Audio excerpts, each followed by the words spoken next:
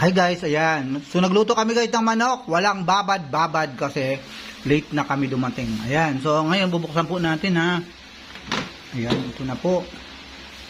Ooh. Ayan guys oh.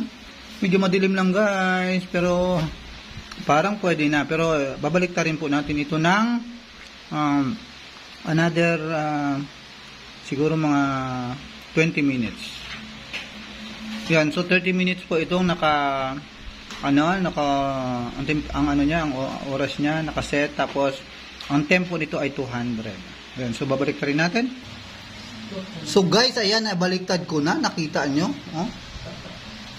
So matatawa yung mga ano dito katabi ko, mga gutom na yan, ayan.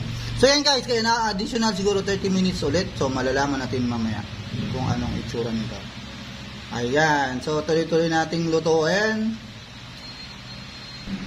So yun guys, so nakita nyo, naka 30 minutes po yan, at ito naman ay naka 200. Medyo madilim na ngayon. Yan, 200. Yan.